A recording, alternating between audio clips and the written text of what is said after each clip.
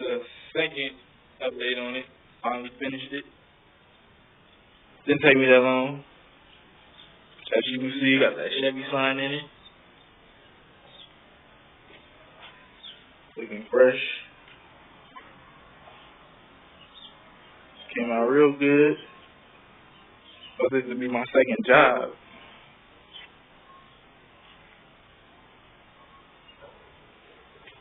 Came out pretty decent.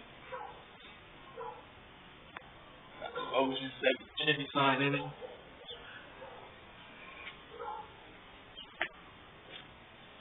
But other than that, came out pretty good. Next video will be with it inside the car. Everything back on. But it's just an update.